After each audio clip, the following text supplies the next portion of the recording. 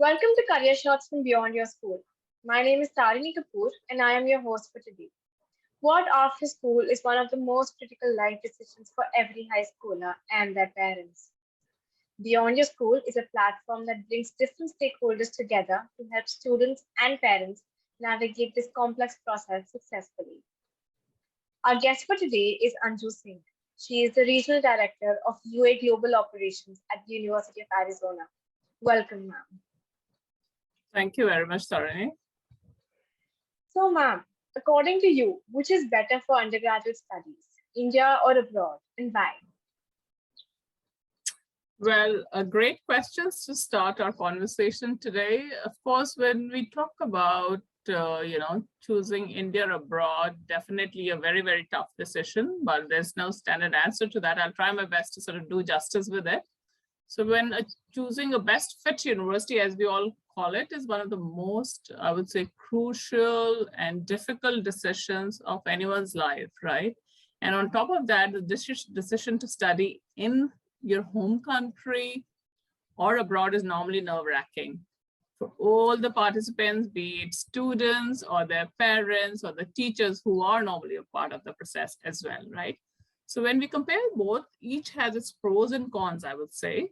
For example, if you choose to study in your home country, that is India, the pros would be, I would say, you get to stay in a very sort of, cozy family environment, surrounded with your parents, your friends. You have very, very easy access to all resources. You don't have to ask for anything and things are made available to you, all right?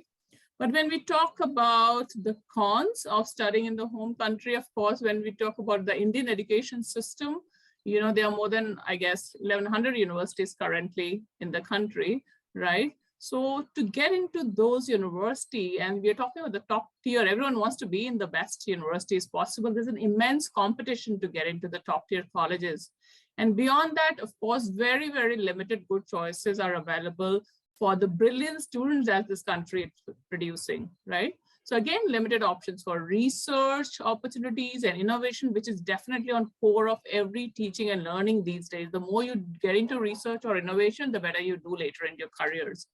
All right, so that these options are again very, very limited, or I would say very, very less focus on the research and innovation side of it. The practical aspect, the balance between the theory and practical is definitely something very, very challenging, which I don't think so many Indian institutions are able to offer till now. Again, talking about, besides a couple of IITs, I would say, which are in top 200, not many Indian institutions are nowhere in like top international rankings. So that's also one challenge, I would say. So these are the pros and cons of studying in your home country, which is definitely very, very challenging at this point as we speak, though things are definitely becoming better in this country.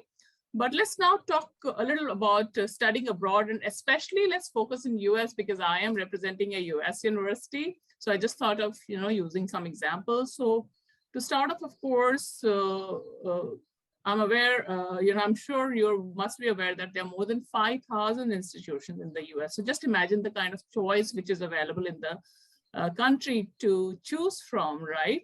So you have whether you are interested in engineering, sciences, arts, you're looking for something beyond, the conventional courses, I will say, you will have that to choose from. So that's the first and the foremost reason you should be choosing to study abroad.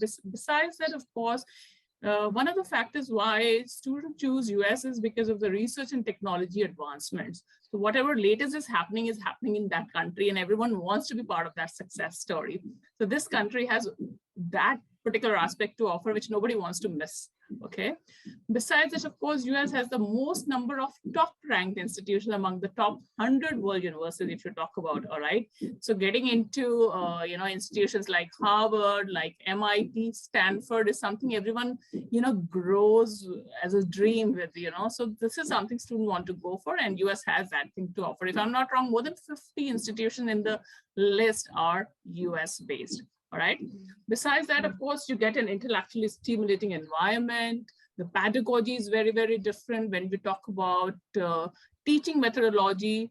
It's so amazing and it's so different that it offers you a very strong foundation at that level once you've graduated from your high school and you're looking to sort of, have your footing into the college. You wanted to sort of start off with a great foundation. This is what US institutions offer you, because in the initial 2 years, if the US institutions offer lots and lots of foundation units and general education units, no matter which field you wanted to choose and make your career in.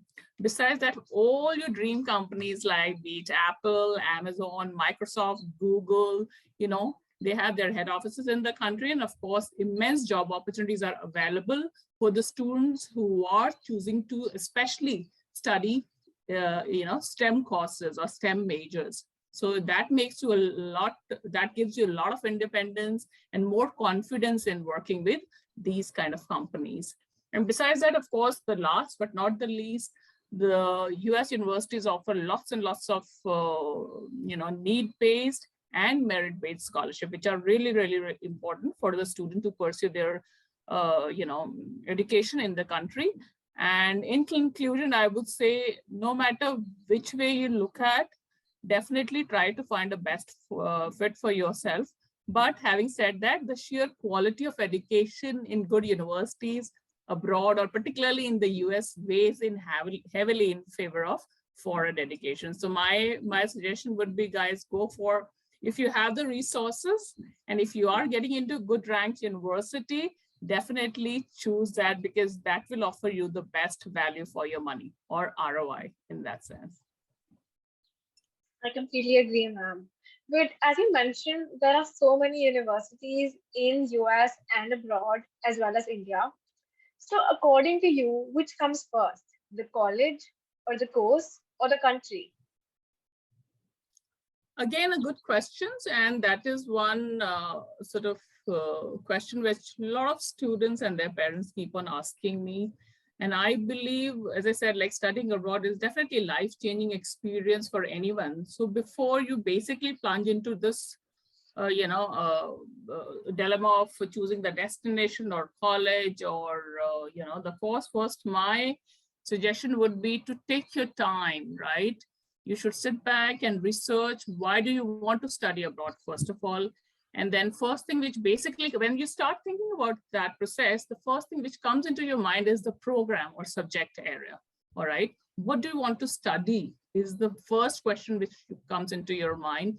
So I always suggest students to sort of go for a subject area that you're passionate for, that basically invokes interest in you, that you want to study again and again, So some student might be good at maths, and there are others who are looking at studying probably astronomy or planetary sciences or aerospace or liberal arts. So just try to find that passion and the subject area. And so the story of, or the journey of studying abroad should be starting with your course always, okay? And then everything follows. So once you have actually shortlisted your course, the next step would be to find the best colleges offering those courses, or the courses of your interest.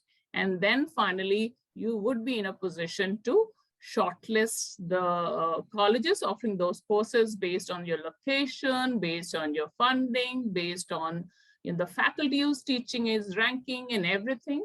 So yes, the answer would always be course and not the college first. I hope that answers your question. It does, ma'am, definitely. But ma'am, what do you suggest one should do if they're not sure about what they want to study? Well, that's a great question. See, one is that if you're not sure, take your time. These days, a lot of students, gone are the days where students wanted to graduate from high school and then they directly wanted to sort of, join a college, whether they are ready for it or not ready for it. But in last 5 or 8 years, I would say that things have changed a lot. Lots and lots of students are taking a gap year because they're not sure, or probably they want to sort of prepare themselves for what is coming in the future. So if you're not sure about nothing, no harm in taking at least a gap year to research your options, to think about what you want to do, to strengthen your profile, And that process will definitely allow you to reach a decision, right? But for some reason, if your parents are hesitant and if you are not comfortable with taking that gap year, again, I would say US institutions would be offering you the best possible solution. And how? Because there's something called a major which is called undeclared, right? So the students who are planning to study in US and unsure about what they wanted to sort of take up. I mean, I just spoke to one student today in the morning and they say, oh, I am confused between psychology and economics. What should I take? All right. So and can I just change my options if I change, take psychology as a major and economics as a minor or vice versa? I said, yes, of course. That is what US education offers you. So if you really wish, you can change your major within the first year anytime, as we call it freshman year. But if you're not sure about what you really want to go for, then US education and in Arizona, you would be getting an opportunity, for example, to go as an undeclared student and announce or declare your major by end of first year. All right. So just imagine the kind of freedom you will be getting to understand what you're really inclined towards. And the first year would offer you that opportunity by talking to your academic advisors, faculty members, friends, to decide what you're good at and what you should be pursuing as a career. As a current gap year student, I wholeheartedly agree, ma'am. I'm glad to hear that. Yes. So, what is the right time to start planning for college admissions, and what are the steps required? Yeah, that's again a very crucial question and great question again. See, many students start college generally in the US in the fall term, which starts in August, all right? We do have a spring term as well, but most of the students, because of the academic cycle in India, most of the students are done with their examination by March, or those who are in boards, of course, by March or April this year probably. So they would choose to go for the next possible intake, which is a fall intake in August. But those who wanted to kind of think more or who are undecided, they can always choose spring intake as well, right? So I remember a few years back, students used to start, when this used to come to me and they used to start inquiring, they were either in class 11 or they are just got into class 12 or grade 12 as we call it. But nowadays, again, as I said, things have changed a lot in the last 5 years. I have students who are in grade 8 and grade 9 who have just started doing their research and they just talk to me about their passion, their dreams, and they're so clear. A week back, I was doing a school fair in Gurgaon, one of the top schools, and an 8th grader came to me and said that he wanted to be an astronaut. All right. And he said that, I know you have a very, very good course. You guys are very strong in, let's say, planetary science or astronomy. So I just wanted to understand what should I be doing to prepare myself to do that. All right. So that's how early students are starting to sort of inquire. But having said that, of course, the ideal time, I would say, a student should be starting to or start planning is about 12 to 18 months in advance. All right.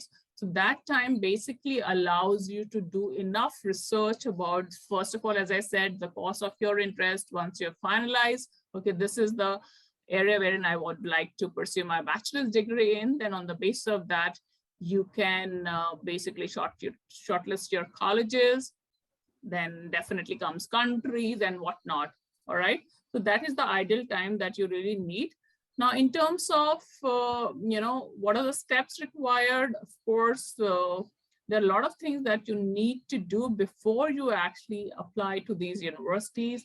First and foremost, of course, you need to, first of all, do not take your, grades in the schools lightly. They are really, really important. Your GPA is really important, especially not many students are aware that in US, grade 9, 10, and 11, all these 3 years are important, and your predicted scores in grade 12 is also in some cases considered. So do not take your grades lightly. Continue doing or giving your best in these, grades. That's the first thing. And second thing, after COVID, a lot of institutions have dropped the requirement of SATs or ACTs, all right? So GPA becomes even more important. and your other extracurricular activities are even more important. What have you done in terms of utilizing your time, whether you worked with NGOs, whether you've done internships? So work on, strengthening your profile whenever you get time. So that is also important. Besides that, of course, prepare well for your IELTS, TOEFL, Duolingo, whatever you're planning to take, and get good sort of scores in there. Your resume is everything again, so you need to have a good resume. So start preparing, working on your resume with your teachers or your counselors. People like us who are representing an international university in the country also can be of great help while choosing or giving sort of information on what we are looking at as an institution. Besides that, recommendation letter from your teachers or principals matter a lot in the university admission process. Your essay or personal statements are another piece of document which will definitely carry a lot of weightage while deciding or giving you admit in a particular university. So all in all, there's a lot involved, and you would definitely be requiring 12 to 18 months to prepare your application to apply for the dream university in the US. I'm sure All this will right. be very helpful for our viewers, ma'am. Thank you so much. And thank you everyone for watching this. For more such insights, please visit www.beyondyourschool.com. Thank you.